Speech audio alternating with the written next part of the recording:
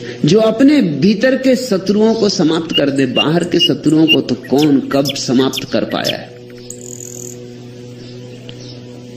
और बाहर के शत्रुओं को समाप्त करो तो नए शत्रु पैदा हो जाते, और बाहर के शत्रुओं पर विजय भी पालो तो भी विजय कोई ठहरने वाली नहीं। जो आज जीता है कल हार जाएगा, जो आज हारा है कल जीत जाएगा। बाहर तो जिंदगी प्रतिपल बदलती रहती, वहां तो कुछ भी शाश्वत नहीं, ठहरा हुआ नहीं, जलधार है। लेकिन भीतर एक युद्ध है और भीतर के योद्धा बनना है। वहां शत्रु है, असली शत्रु वहां है। क्रोध है, काम है, लोभ है, मोह है, हजार शत्रु। इन सबको जो जीत लेता है, इन सब का जो मालिक हो जाता, वही उस बड़े मालिक से मिलने का हकदार है। मालिक बनो छोटे तो बड़े मालिक से मिल सकोगे। उतनी पात्रता अर्जित करनी चाहिए। मालिक से मिलने के लिए कुछ तो मालिक जैसे हो जाओ, साहब से मिलने के लिए कुछ तो साहब जैसे हो जाओ, कुछ तो प्रभुता तुम्हारे भीतर हो तो प्रभु के द्वार पर तुम्हारा स्वागत हो सके। राज थापिया राम का, नगर बसा भरपूर। अपने भीतर तो राम का राज स्थापित करो। अभी तो काम का राज है तुम्हारे भीतर, राम का राज स्थापित करो। अभी तो तुम्हारे भीतर कामना ही कामनाएं और खींचे लिए जाती, और तुम बंधे कैदी की तरह घसीटते हो। काम से घिरा हुआ चित्त सारा गौरव खो देता है, सारी गरिमा खो देता है। लेकिन ध्यान रखे, ध्यान रहे कि काम हो कि क्रोध हो कि लोभ हो कि मोह हो, इन्हें मार नहीं डालना है, इन्हें रूपांतरित करना है। मार डालोगे तो तुमने अपनी ही ऊर्जा के स्रोतों को नष्ट कर दिया। क्योंकि क्रोध ही जब ध्यान से जुड़ जाता है तो करुणा बनता है। क्रोध को काट नहीं डालना है, ध्यान से जोड़ देना है। होशियार तो वही है जो जहर को भी औषधि बना ले। सच्चा सुधी तो वही है जो पत्थरों को भी सीढ़ियां बना ले, मार्ग की बाधाओं को भी जो उपयोग कर ले, उनका सहयोग ले ले। जो बुद्धू हैं वे भीतर के शत्रुओं को मारने में लग जाते, और सदियों से धर्म के नाम पर ऐसे ही बुद्धुओं का राज्य रहा है। भीतर के शत्रुओं को मार सकते हो, मगर मार के तुम पाओगे कि तुमने अपने ही अंग काट दिए। बाइबल कहती है कि जो हाथ तुम्हारा चोरी करे उस हाथ को काट दो। ये तो ठीक, लेकिन यही हाथ दान दे सकता था, अब दान कैसे दोगे?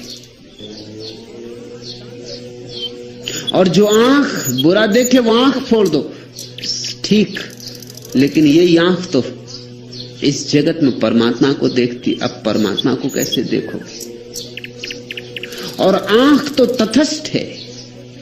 आंख ना तो कहती है बुरा देखो, ना कहती है भला देखो। आंख तो सिर्फ देखने की सुविधा है। तुम जो देखना चाहते हो वही देखो। अगर परमात्मा देखना चाहते हो तो आंख परमात्मा को देखने का साधन बन जाती। इसलिए मैं इस तरह की कहानियों को सहमति नहीं देता। कहानी है कि सूरदास ने अपनी आंखें फोड़ ली। सूरदास के वचन मुझे काफी भरोसा दिलाते हैं कि इस तरह का काम सूरदास कर नहीं सकते, और किया हो तो उनका सारा जीवन व्यर्थ हो जाता है। सूरदास ने कृष्ण के सौंदर्य के ऐसे प्यारे गीत गाए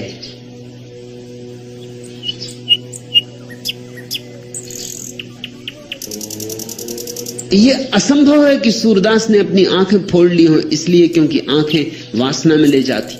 आंखें वासना में ले भी नहीं जाती किसी को। सूरदास जैसे व्यक्ति को तो बात समझ में आ ही गई होगी, आंखें कहीं वासना में ले जाती। वासना भीतर होती तो आंखें वासना का साधन बन जाती, और प्रार्थना भीतर हो तो आंखें प्रार्थना का साधन बन जाती। तुम्हारे हाथ में तलवार है, इससे तुम चाहो किसी की जान ले लो और चाहे किसी की जान ली जा रही हो तो बचा लो। तलवार तटस्थ है, सारी इंद्रियां तटस्थ है।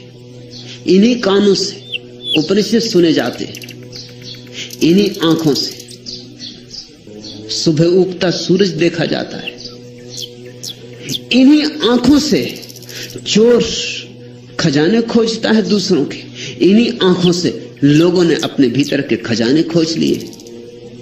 सब तुम पर निर्भर है। तो भीतर के शत्रुओं को जीतना तो जरूर है, मारना नहीं। मार ही दिया तो फिर जीत क्या? मारे हुए पर जीत का कोई अर्थ होता है? एक चाय घर में लोग गपशप में लगे हैं, एक सैनिक युद्ध से लौटा है, वो बड़ी बहादुरी हाँक रहा है। वो कह रहा है कि मैंने एक दिन में 50 सिर काटे, ढेर लगा दिया सिरों का।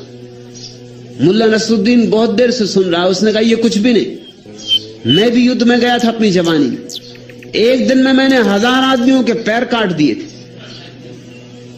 सैनिक ने कहा पैर कभी सुना नहीं, ये भी कोई बात है? सिर काटे जाते हैं, पैर नहीं। मुल्ला ने कहा मैं क्या करता, सिर तो कोई पहले ही काट चुका था।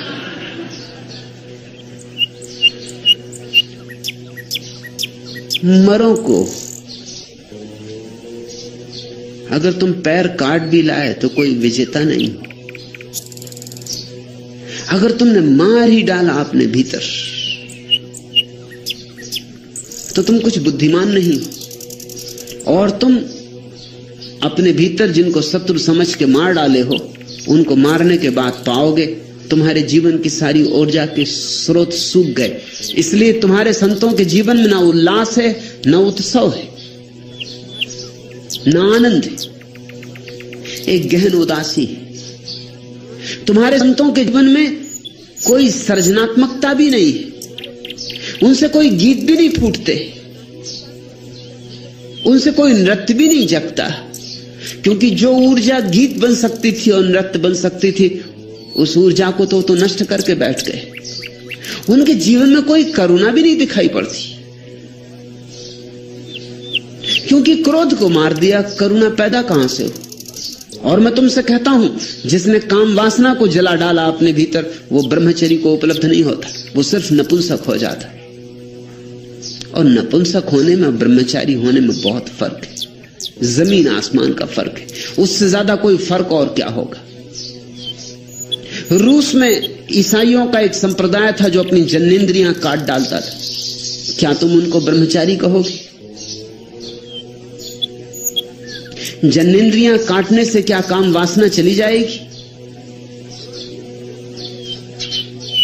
आंखें फोड़ने से क्या तुम सोचते हो रूप की आकांक्षा चली जाएगी? कान फोड़ने से क्या तुम सोचते हो भीतर ध्वनि का आकर्षण समाप्त हो जाएगा? काश इतना आसान होता, तब तो धार्मिक हो जाना बड़ी सरल बात होती। चले गए अस्पताल, ऑपरेशन हो गए धार्मिक। बस सर्जनों की जरूरत होती, सदगुरुओं की नहीं। सदगुरु काटता नहीं, सदगुरु रूपांतरित करता है। अनगढ़ पत्थर को मिटा नहीं देना है, उसको गढ़ना है, उसमें से मूर्ति प्रकट करनी है। मूर्ति छिपी है उसमें। तुम्हारे क्रोध में करुणा की मूर्ति छिपी, थोड़ी छानने की, छनावट की जरूरत है। और तुम्हारे काम की ऊर्जा ही तुम्हारी राम की ऊर्जा है। ये तुम्हारी ये शत्रु हैं अभी, क्योंकि तुम जानते नहीं कैसे इनका उपयोग करें। जिस दिन तुम जान लोगे कैसे इनका उपयोग करें, यही तुम्हारे सेवक हो जाएंगे। आज से हजारों साल पहले वेद के जमाने में आकाश में बिजली ऐसी कौंधती थी, ऐसी जैसी अब कौंधती, लेकिन तब आदमी कपता था, थरथराता था, सोचता था कि इंद्र महाराज नाराज हो रहे, कि इंद्र महाराज धमकी दे रहे। स्वभावता समझ में आती बात। 5000 साल पहले बिजली के संबंध में हमें कुछ पता नहीं था, और जब बिजली आकाश में कड़कती होगी, घबराहट होती होगी, कोई व्याख्या चाहिए, तो एक ही व्याख्या मालूम होती थी कि इंद्रधनुष, जैसे कि इंद्र ने अपने धनुष पर बाण चढ़ाया हो, नाराज है इंद्र, कुछ भूल हो गई हमसे, लोग घुटनों पर गिर पड़ते होंगे और प्रार्थना करते होंगे। अब कोई बिजली की प्रार्थना नहीं करता। अब भी बिजली चमकती, मगर तुम घुटनों पर गिर के प्रार्थना नहीं करते। अब तुम भली भांति जानते हो कि बिजली क्या है। अब तो बिजली तुम्हारे घर में सेवा कर रही, बटन दबाओ और कह रही हजूर आज्ञा, बटन दबाओ पंखा चले, बटन दबाओ बिजली चले, बटन दबाओ रेडियो चले, बटन दबाओ टेलीविजन शुरू हो जाए। अब तो बिजली तुम्हारे घर की दासी। अब आकाश की बिजली को तुम इंद्रधनुष का या इंद्र का क्रोध और कोप नहीं मानते। अब तो बात खत्म हो गई। अब तो ये कहानियां बच्चों को पढ़ाने योग्य हो गई। अब तो बच्चे भी इन पे भरोसे ना करेंगे।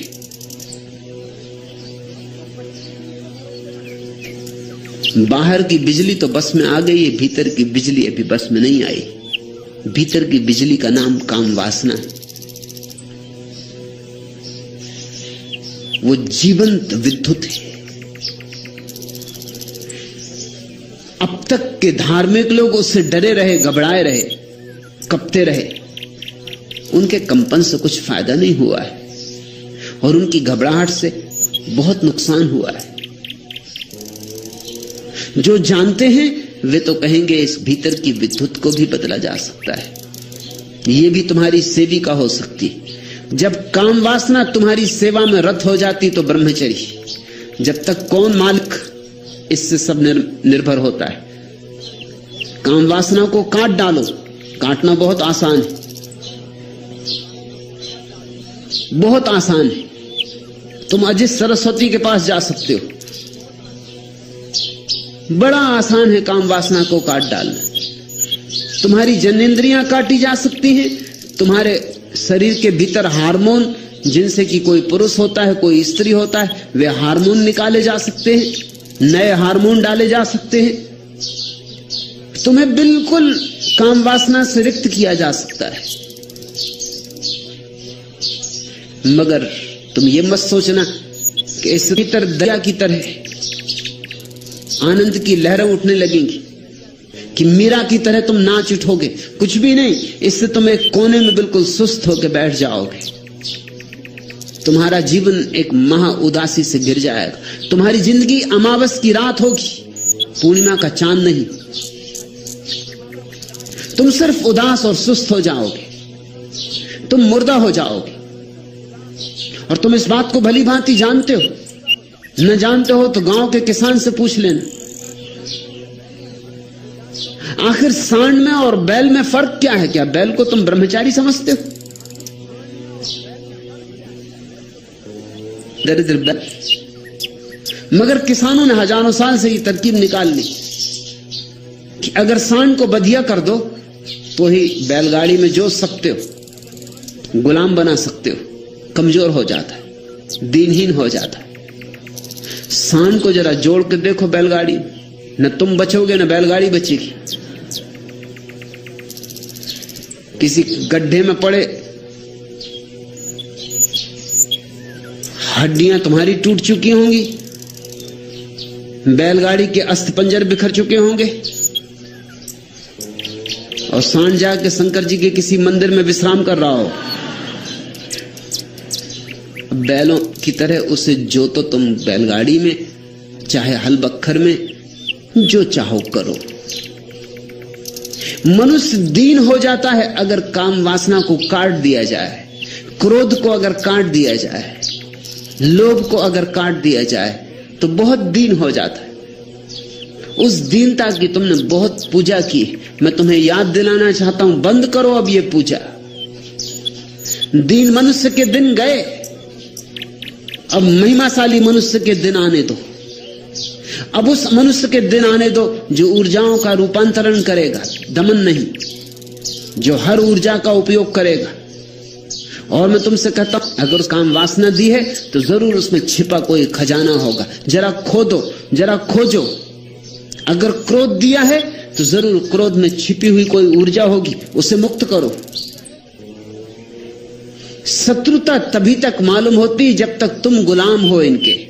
जिस दिन मालिक हो जाते हो उसी दिन ये सब मित्र हो जाते।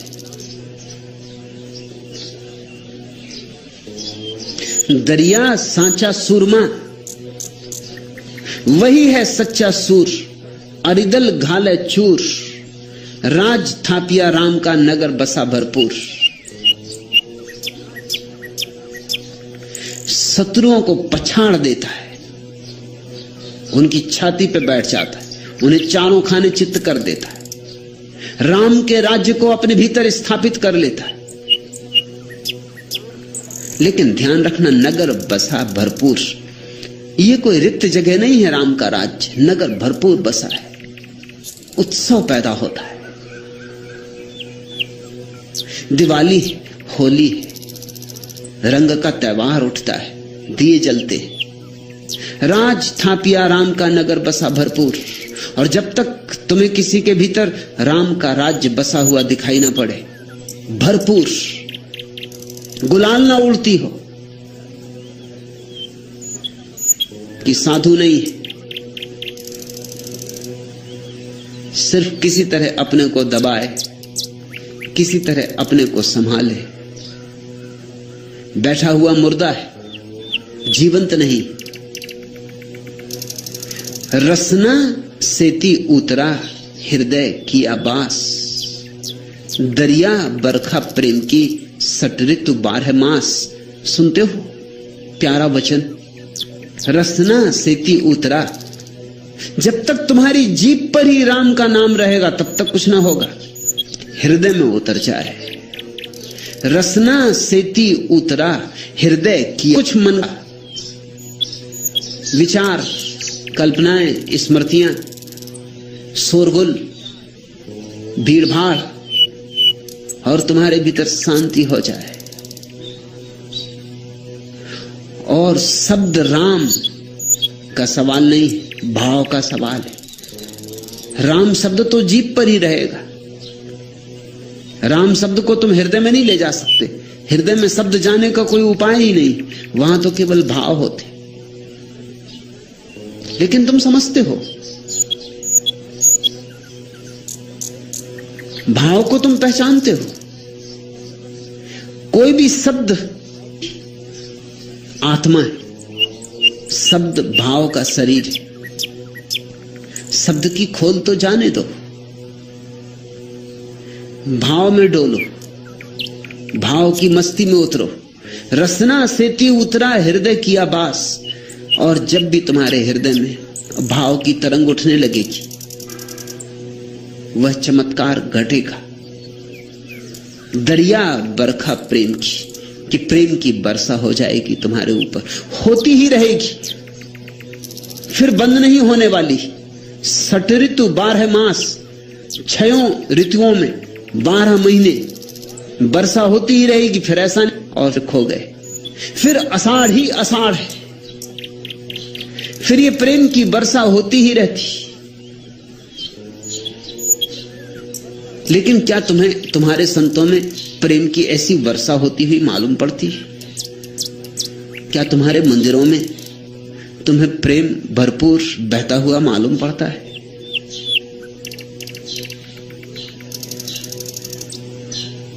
प्रेम से रिक्त तुम्हारे मंदिर, प्रेम से शून्य तुम्हारे चर्च, तुम्हारे गिरजे, तुम्हारी मस्जिदें, तुम्हारे गुरुद्वारे, प्रेम से रिक्त तुम्हारे साधु संत हैं। हाँ, उदासी जरूर है। तारा अब धीरे धीरे हम सोचने लगे यही धर्म है।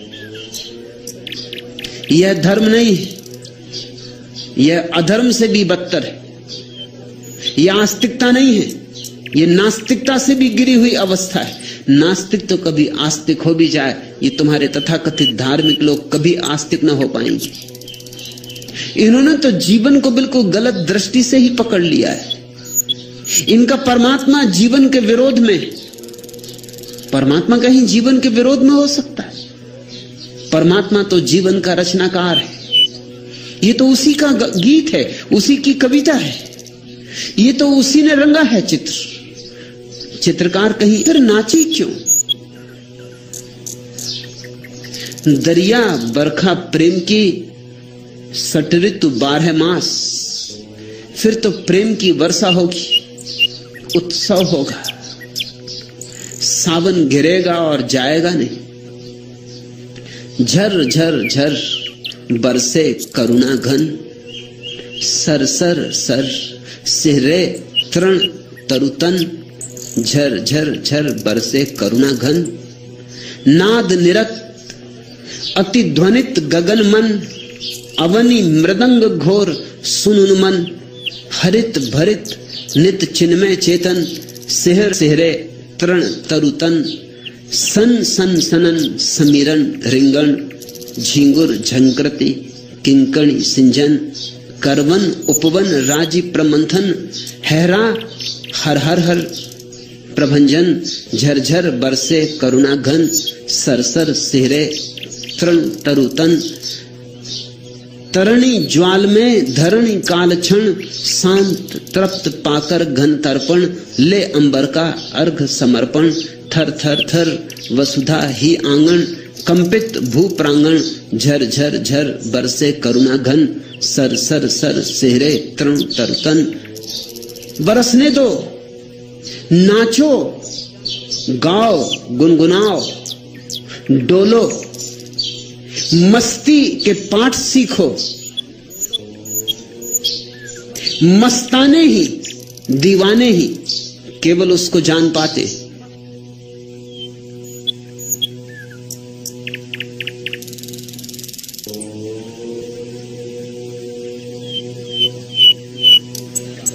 बाकी उसकी बात उठे प्रेम की, जो सावन बरखा घन। अगर एक बार मन जुड़ जाए, एक बार तुम्हारा हृदय और राम से जुड़ जाए, लहरें उठे प्रेम की, तो तुमसे प्रेम बहेगा। ज्यों सावन बरखा घन, जैसे सावन में वर्षा होती ऐसे। लेकिन धर्म के नाम पर एक से एक झूठ चल रहे। धर्म के नाम पर प्रेम का विरोध चलता है। धर्म के नाम पर जीवन में कुछ भी हरा ना रह जाए, इसकी चेष्टा चलती। सब सूख साख जाए, पहुंच जाए, उसका भाव तुम्हारे हृदय में आ जाता है। हुआ ज्ञान प्रकाश, वैसे ही ज्ञान का प्रकाश हो उठता है। हौद भरा जहां प्रेम का, और जहां प्रेम का सरोवर भरा है, तह लेत हिलोरा दास। फिर तो हिलोर ही हिलोर है, फिर तो मस्ती ही मस्ती है। परमात्मा जब आता है तो तुम्हें शराबी की तरह मदमस्त कर जाता है। अमी झरत विकसत कमल, उस परम दशा में, उस अंतरदशा में अमृत झरता है और कमल खिलते हैं। अमी झरत विकसत कमल, उपजत अनुभव ज्ञान। और तभी तुम जानना कि ज्ञान का जन्म हुआ। जब ज्ञान मत समझ लेना, जन दरिया उस देश का भिन्न भिन्न करत बखान। यद्यपि उस परम देश की बात अलग अलग लोगों ने अलग अलग ढंग से कही है, मगर वो देश एक ही है। बुद्ध अपने ढंग से कहते, और जरथुस्त्र अपने ढंग से कहते, और चैतन्य अपने ढंग से कहते। मैं उसे अपने ढंग से कह रहा हूं, और तुम्हें जिस दिन अनुभव होगा तुम उसे अपने ढंग से कहोगे। ये ढंगों के भेद है, मगर वह अनुभव एक है, अभिव्यक्तियां अनेक है।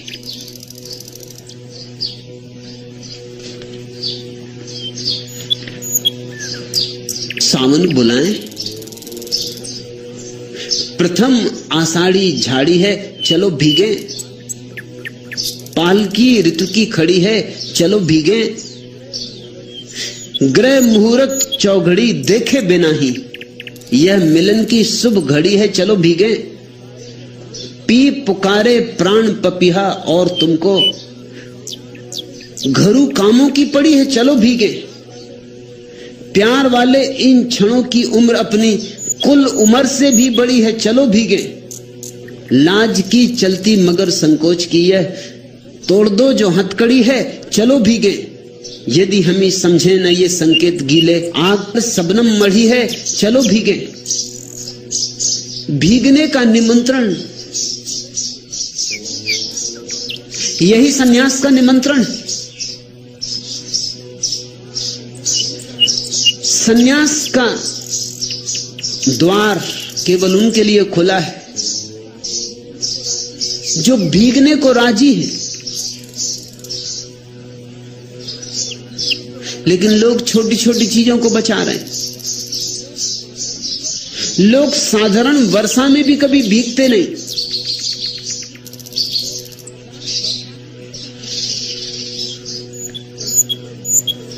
कहीं के पुतले पड़ी हो कि बह जाओगी कि गल जाओगी।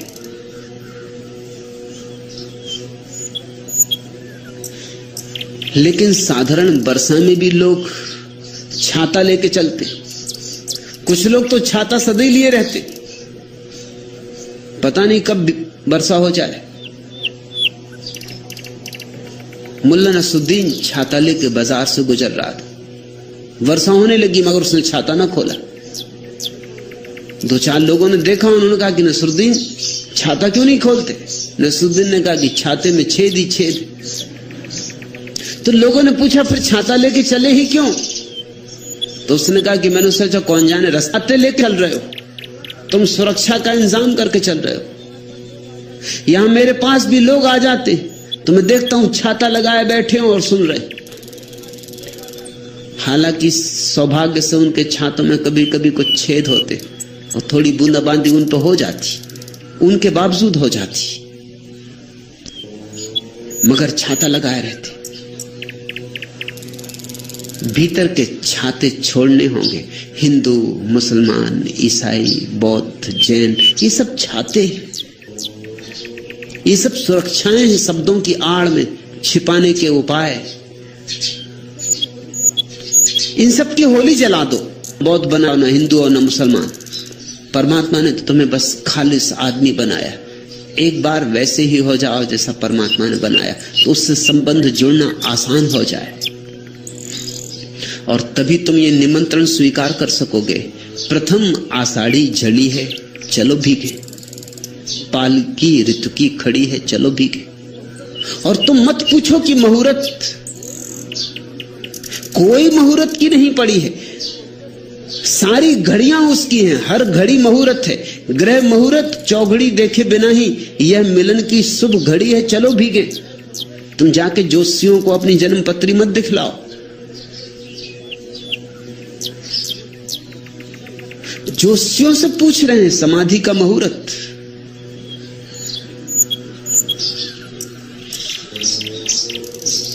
तुमने समाधि को कोई रेस कोर्स का घोड़ा समझा?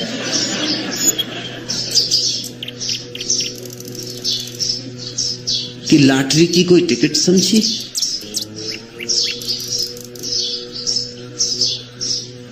खूब होशियार हैं लोग, बचने के कैसे कैसे उपाय खोजते। मेरे पास लोग आते हैं, वो कहते सन्यास तो लेना है लेकिन शुभ घड़ी में लेंगे। कौन सी शुभ घड़ी? और कोई भी नहीं। ग्रह मुहूर्त चौघड़ी देखे बिना ही, यह मिलन की शुभ घड़ी है, चलो भीगे। प्यार वाले इन क्षणों की उम्र अपनी कुल उम्र से भी बड़ी है, चलो भीगे। एक क्षण भी उसके प्रेम में भीगने का तुम्हें अवसर आ जाए तो तुम्हारी सारी हजारों हजारों जिंदगियों की लंबाई व्यर्थ हो गई। उसके प्रेम का एक क्षण भी शाश्वत है। वर्षों जीने का कोई अर्थ नहीं, एक क्षण उसके प्रेम में जी लेना पर्याप्त है सारे जीवन की अनंत अनंत जीवन की तृप्ति हो जाती।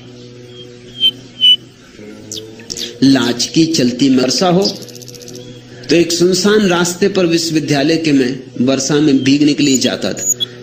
फिर धीरे धीरे एक और पागल आदमी मेरे साथ राजी हो गया। उस रास्ते पर जो आखिरी बंगला था वो विश्वविद्यालय के फिजिक्स के प्रोफेसर का बंगला था। वहीं जाके रास्ता समाप्त हो जाता था। तो उसी रास्ते के समाप्ति पर बड़े वृक्ष के नीचे बैठकर हम दोनों भीगते थे। प्रोफेसर की पत्नी और बच्चे बड़ी दया खाते होंगे। और जब निमंत्रण गया तो मैंने उनसे कहा कि मेरे एक मित्र भी हैं, वो सदा आपके घर तक मेरे साथ घूमने आते हैं, उनको भी ले आऊं? तो उनका उनको भी जरूर ले आए। उन्होंने घर जाके अपनी पत्नी को बहुत प्रशंसा की होगी कि दो बहुत अद्भुत व्यक्तियों को लेके आ रहा हूं। घर में लोग बड़े उत्सुक थे, बड़ी तैयारियां की गई। और जब हम दोनों को देखा तो सारे बच्चे, पत्नी, बहू सब वहां से भाग गए अंदर के कमरे में और इतने जोर से हंसने लगे अंदर के कमरे में जाके कि प्रोफेसर को बड़ा सदमा पहुंचा कि ये तो बड़ा।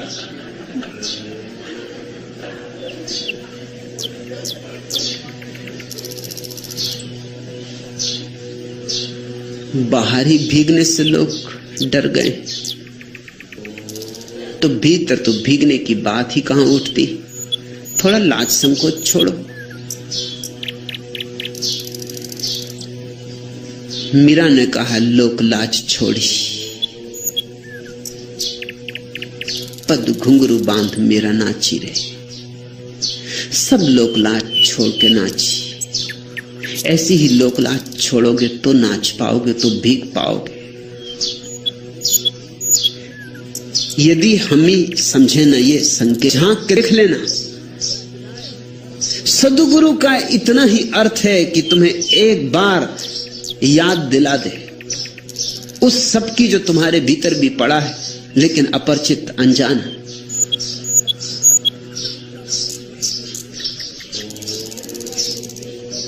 कंचन का गिर देखकर लोभी भया उदास। बड़ी अद्भुत बात दरिया ने कही। दरिया कहते हैं तुम लोभ इत्यादि की फिक्र मत करो, मैं तुम्हें भीतर उस जगह ले चलता हूं, कंचन का गिरी देखकर, जहां तुम सोने के हिमालय देखोगे, वहां तुम्हारा लोभ ही उदास हो जाएगा अपने आप, ये देख के कि जितना मैं मांगता था। फिर कैसा लोभ, लोभ खुद उदास होकर बैठ जाएगा। कंचन का गिर देखकर लोभी भया उदास, जन दरिया थाके बनिच, पूरी मन की आस। फिर वहां कहां का व्यापार, फिर वहां सारा लोभ, सारी आसक्ति, सारे चित्त के व्यापार अपने आप गिर जाते हैं। पूरी मन की आस, तुमने जो मांगा था उससे 1000 गुना मिल गया, करोड़ गुना मिल गया। तुमने जो सोचा भी नहीं था वो भी मिला। तुम जिसकी कल्पना भी नहीं कर सकते थे, सपने भी नहीं देख सकते थे, वह भी मिला। तुम मालिक हो बड़े साम्राज्य के, तुम सम्राट हो के लिए उत्सुक हो गए हो। तुम साधुओं के पास जाते हो कि वो किसी तरह मलहम पट्टी कर दें। मीठे रांचे लोग सब, मीठे उपजे रोग। लेकिन ध्यान रखना, सांत्वना सबको अच्छी लगती, मीठी लगती, मगर सांत्वना के कारण ही तुम्हारे रोग बच रहे हैं, तुम्हारे रोग नहीं मिट पा रहे। निर्गुण कड़वा नीमसा, दरिया दुर्लभ जोग। तैयारी करो विरह की पीड़ा को झेलने की। निर्गुण कड़वा नीमसा बहुत कड़वी दवा है, मगर यही तुम्हें तुम्हारी बीमारियों से मुक्त करेगी। ध्यान तुम इस योग्य बनाती कि परमात्मा तुम्हारा आलिंगन करे। लेकिन ये दुर्लभ जोग है। अगर तुम में साहस हो और समझ हो तो ही यह क्रांतिकारी घटना घट सकती है। और ऐसा नहीं कि तुम में साहस और समझ नहीं, सिर्फ अवसर दो साहस और समझ को मिलने का। संभालो, साहस और समझ को साथ साथ, और तुम्हारे जीवन में भी वह परम सौभाग्य का क्षण आ सकता है। अमी झरत विकसत कमल, खिल सकता है कमल, अमृत भी झर सकता है। सच तो यह है, कमल खिला ही हुआ है, अमृत झर ही रहा है। अपनी तरफ लौटो, आंख भीतर की तरफ